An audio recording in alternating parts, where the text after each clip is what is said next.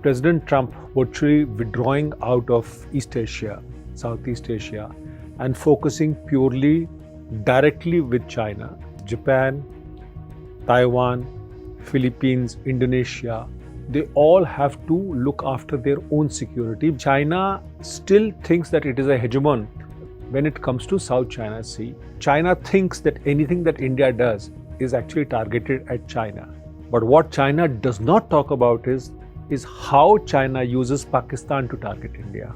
Indonesia is one country which virtually controls the ingress routes to South China Sea. Indonesia might buy one battery of BrahMos missiles from India. India is also not lying down and letting China do whatever, the string of pearls, whatever they think that they are doing. Hours after Australia and Fiji struck a new defense alliance, there are reports emerging that China is set to test a nuclear-capable missile.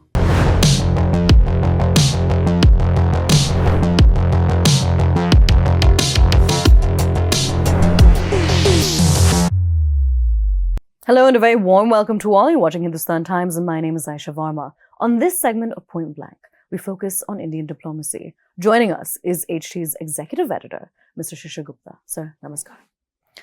So could you explain exactly why China is upset at the Japanese PM Sanai Takaichi's visit to India in general and on the free and open Indo-Pacific?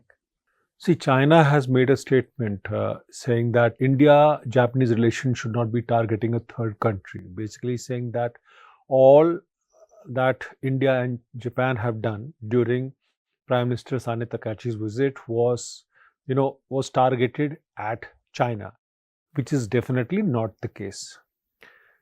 Now, what really has happened is that with President Trump virtually withdrawing out of East Asia, Southeast Asia, and focusing purely directly with China, all these countries, which are the first island chain, that is Japan, Taiwan, Philippines, Indonesia, they all have to look after their own security because the security guarantor that time Indo-Pacific Command and now Pacific Command. Basically, this is to indicate that US is now focused on China directly.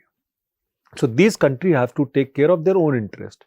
When you talk about their own interest, we are talking about a free and open Indo-Pacific, which means that South China Sea is not the domain of China only, but is open to all the navies and all the commercial shipping in the world. So the statement that got China upset and its propaganda media went out on a limb to say that why, just trying to denigrate the relationship is basically because China still thinks that it is a hegemon when it comes to South China Sea and when it comes to, that entire region. Now that India and Japan have very close ties, you must understand that earlier there used to be what is called strategic trust between India and Japan. Now it is strategic convergence. It's a critical point.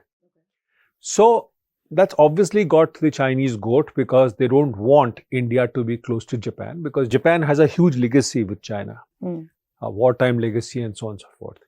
So they got upset and then they got their propaganda media to say that, why Prime Minister Sanai Takaichi won't even drink, Indian water. And now all this is to denigrate the relationship and try and basically to play it down as far as the international media goes and as far as the Chinese media goes. But the fact remains is that the India-Japan relationship was cemented further, and this has been cemented further because US has decided to withdraw out of these countries and it's now directly focused on China. That is the reason why. And China thinks that anything that India does is actually targeted at China. But what China does not talk about is how China uses Pakistan to target India, how China uses other countries to target India, how China is using other ways to target India. But that is something which China will not talk about. But anything that happens, be it Quad, be it ties with Japan, be it ties with maybe perhaps Indonesia, be it ties with anybody, China will say that, this should not be targeted as the third country, which essentially means China itself. Okay. So the Prime Minister has embarked on a 5-day visit to Indonesia, New Zealand, and Australia. What exactly is expected out of these visits? First, he hosts the Japanese PM and then goes to the Southeast and the Pacific Rim. The visit is very important. It's a very critical visit. You must understand, first, the Japanese Prime Minister comes to India, has a very good visit to India. Then you look at, PM now headed towards Indonesia. Now, Indonesia is a direct neighbor of India, which is basically, if you look at Indra Point, which is the southernmost point of India, in Great Nicobar, is just 140 kilometers, 145 kilometers from Banda Aceh in Sumatra province of Indonesia. So, India is directly linked with Indonesia. India is looking at close defense ties with Indonesia. Indonesia is one country which virtually controls the ingress routes to South China Sea. You have the Malacca Straits, you have the Sunda Straits, you have the Lombok Straits, you have the Ombai-Vetar Straits. All these are places where Indonesia is dominant. It virtually, so to speak, controls at least 3 out of 4 choke points, for commercial shipping. India is looking at building up a defense relationship with Indonesia, and there is a possibility that Indonesia might buy 1 battery of BrahMos missiles from India. It's still work in progress. It's a $100 million deal, but it could be fructified during this visit or perhaps later. So Indonesia is that part of it, basically for security purposes. Now, when it comes to Australia, Australia is a country where India is actually looking into what is called, resources security. Australia is very high on natural resources, particularly critical minerals. Now, India is looking at uranium from Australia, but all this will happen once the comprehensive economic partnership agreement is signed, and that is still being discussed. We have an FTA with Australia. Now we have an FTA with New Zealand. So all these countries are now looking towards India, and India is looking towards them to have independent ties with these countries. Indonesia is part of ASEAN. Australia is part of Quad. New Zealand is a country where India is looking to have an FTA in future. The big picture emerging is that you are engaging, again, the first island chain, that is Japan. Then we've supplied BrahMos missiles to Philippines. We have now looking at Indonesia. We are looking at Australia. We are looking at New Zealand. So we are trying to build up our own secure network. That is where it is, and we are not dependent on any third country for that. And we are also not targeting any country. We are trying to build up our own security, whether it is resource security, whether it is energy security, whether it is food security, everything. So that we are self-sufficient and we are not dependent on a third country, and by building independent, alternate global supply chains, whether it is Japan, Australia, New Zealand, Indonesia. Sir, beyond this, hours after Australia and Fiji struck a new defense alliance, there are reports emerging that China is set to test a nuclear-capable missile. What significance does this hold? See, China is trying to, dominate the far Pacific and the East Asia part of it. And it has an alliance, a defense alliance with Solomon Islands, which is next to Fiji. Mm-hmm. So this is basically to shore up the Chinese allies in that region, in the far Pacific region. And at the same time send a message to Australia, which is part of an AUKUS alliance. So China, it's doing a couple of things. One, it is trying to shore up its partners in far Pacific. Second thing, send a message to Australia. Third thing, it is also sending a message to US, because US has a very big base in Guam, in the Pacific. And all this is to basically say that, listen, I am there and you better take note of me before you start to do anything else. So this is part of posturing. that the Chinese are doing, and they have huge lot of missile arsenal with them in the nuclear category, particularly in the intermediate range category also, which has actually been under no pact or no treaty. This is essentially posturing by China and essentially telling the area that, listen, you look up to you, whatever you do, remember me. The Bangladesh Prime Minister, Tariq Rahman, was in China at the end of June. He saw China's help to develop the Teesta River and about the China-Myanmar-Bangladesh economic corridor. Should India be concerned about Dhaka offering China a way into the Bay of Bengal? See, China has been trying to reach into the Bay of Bengal and to Indian Ocean region through various ports. It is developing the Gwadar port in Pakistan. It is looking at a port in Iran. It is looking at it already has developed a base in Cambodia. It is looking at a port in Myanmar, Kyaukpho, which is near the Bangladesh-Myanmar border. So it is trying to reach out to this area so that it has an independent route to the Indian Ocean region, and it is not limited to the choke point of Malacca Straits. But this is all easier said than done. Prime Minister Tariq Rahman said that he wanted China's help to manage and build infrastructure on the Teesta River. Majority of the Teesta River is in India. It rises in Sikkim, and there is only about 105 or 120 kilometers of Teesta River in Bangladesh. So to say that involve China in this is definitely an area of concern for India, because Teesta River drains out, in Jamuna, which in Bangladesh. Since it is close to the Chicken Neck or the Siliguri corridor, there is an issue in this. India has noted what he has said, but let's see where it plays out. It is a matter of concern, and India during Sheikh Hasina's regime had offered to build infrastructure on Teesta River. Now with BNP leader Tariq Rahman being there, he's turned it upside down and has asked China to do that. And India will do what it has to do when the time comes, but it is still far away as to what is going to be done on Teesta River. Now, the other part is that, you have a Myanmar, Bangladesh, China corridor.